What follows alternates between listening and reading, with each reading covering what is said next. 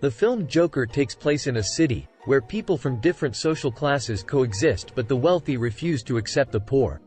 The story revolves around a character named Arthur, who resides in this city. He used to live with his mother and had a deep passion for comedy. His aspiration was to become a renowned comedian, inspired by a well-known host who hosted a popular comedy show. The film introduces Arthur standing on the street, holding a signboard to advertise a company. A group of mischievous boys appear and tease him, eventually stealing his signboard. Arthur, dressed as a clown, chases after them in an attempt to retrieve his signboard. The boys break the signboard, and also assault Arthur, leaving him severely beaten. Disheartened, Arthur seeks out his employer and recounts the incident with the boys.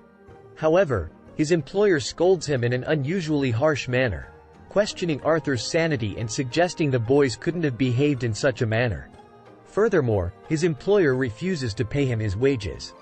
Due to his lack of self-confidence, Arthur is unable to defend himself and leaves feeling dejected. When he returns home, he starts dancing, revealing his physical weakness.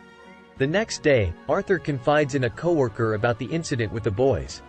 The coworker acknowledges that what happened was wrong and advises Arthur to protect himself, even going so far as to give him a gun for self-defense. Despite Arthur's reluctance, the coworker forcefully hands him the gun. Arthur boards a bus, where a young child is seated in front of him. In an attempt to make the child laugh, Arthur's laughter escalates, much to the annoyance of the child's mother. She reprimands Arthur, telling him to stop disturbing them. However, Arthur's laughter is uncontrollable due to his mental disorder, causing him to burst into laughter in inappropriate situations.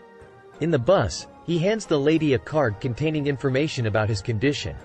One day, he visits his psychiatrist, who asks to see his diary and reads a statement he wrote. "I don't want to die a miserable death after living my life." Afterward, Arthur goes home, and his mother asks him if he received any letter from Thomas. Thomas is portrayed as a wealthy businessman whom people fear. His mother believes that Thomas will provide support once he learns about their circumstances. However, Arthur responds that he has not received any letter from Thomas, not even that day. The following day, while returning home, Arthur encounters a single mother and her daughter. He becomes infatuated with the mother but chooses to return to his own house. There, his mother asks about the letter again. Arthur dismisses the idea, stating that Thomas will not help them and questions his mother's connection to him. Later, the single mother visits Arthur's house and accuses him of stalking her. Arthur admits his fondness for her, which makes the woman laugh. They soon develop a friendship and bond with each other. Meanwhile, Arthur receives a comedy job opportunity at a children's hospital. As he dances his way to the hospital, his gun accidentally falls out of his pocket, terrifying the children and surprising the staff. They question why he possesses a gun, leading to Arthur being fired from the job. He calls his employer and insists that the gun was merely a toy. However, the employer dismisses his claim, revealing that Arthur's coworker had disclosed everything, including how Arthur had obtained the gun against his will. Once again disheartened, Arthur contemplates the fact that his coworker had forced the gun upon him. As the scene unfolds, we see Arthur making his way back home on a train. Accompanying him are 3 businessmen who work for Thomas. Unfortunately, these men are harassing a girl who is sitting on the train. Due to his mental disorder, Arthur starts laughing, which the 3 men interpret as mockery towards them. In response, they brutally beat him, causing his mouth to bleed. Despite Arthur trying to explain his condition, the men pay no attention to him. Fueled by aggression, Arthur takes out his gun and kills the 3 men. Believing he has committed murder, he panics and locks himself in a lavatory on the train. Initially fearful, Arthur unexpectedly starts dancing, seemingly free of regret and at peace.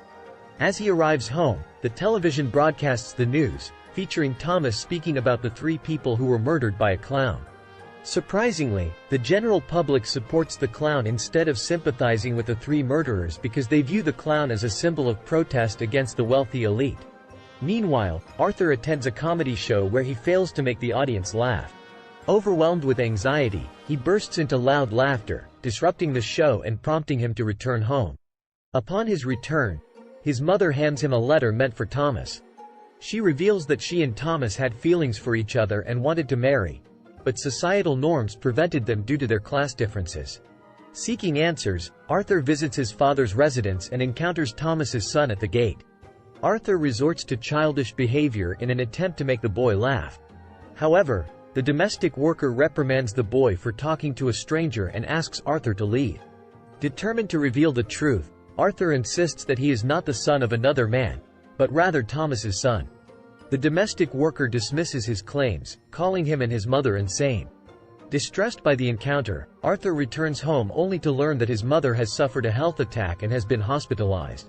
While sitting outside, 2 police officers approach him, questioning him about the 3 murder victims on the train. Arthur denies any knowledge, aware that the same question caused his mother's health attack during her interrogation. Entering his mother's hospital room, Arthur witnesses his favorite TV host on the television. The host, who had inspired him, is now mocking him for his uncontrollable laughter during a comedy show.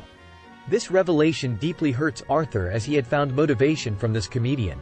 Unbelieving, Thomas arrives at the house while the news continues to broadcast, revealing the deteriorating city situation and protests by the lower class against the aristocracy.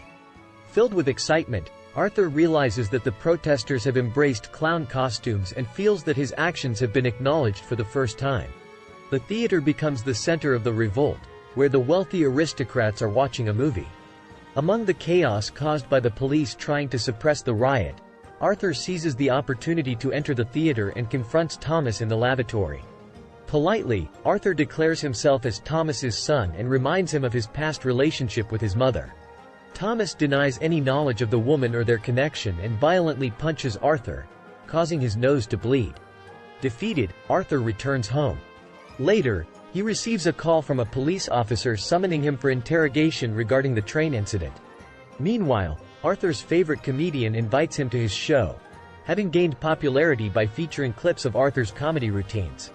Overjoyed, Arthur prepares to attend the show but decides to visit the psychiatric hospital where his mother was treated. He steals her records, discovering a written statement describing the physical abuse she endured from another person, resulting in her and Arthur's injuries. In despair, Arthur seeks solace with his imaginary friend, the single mother. However, he realizes she never existed and was a product of his imagination. Overwhelmed by his mother's suffering, Arthur goes to the hospital and suffocates her with a pillow, causing her death. Back at home, he finds a photo of his mother with a note from Thomas, expressing his admiration for her smile. Now understanding his mother's truth, Arthur dons his clown makeup, feeling rejected and detached from the world. With a blank mind, he proceeds to his favorite comedian's show, dancing along the way. Police officers also arrive, investigating the train incident, but Arthur manages to escape by boarding a train where other people wearing clown costumes blend in, making it difficult for the police to find him. Escaping from the train, Arthur arrives at his favorite comedian's show and asks him if he is also wearing a clown costume as a form of protest against the aristocracy. He requests that his true identity be kept secret, only acknowledging himself as an ordinary clown. During the show, the comedian asks Arthur why he chose to wear the clown makeup. Arthur responds that he wanted to bring happiness and joy to people and mentions that he was the one responsible for the train murders. He questions society's indifference toward violence against the poor and highlights the lack of equality and empathy. Feeling betrayed, Arthur shoots the comedian in front of the audience, causing chaos as people scramble to escape. Fearlessly standing on the vehicle used by the police to apprehend him, Arthur garners the support of the people, who assist him in causing a collision between the police car and an ambulance.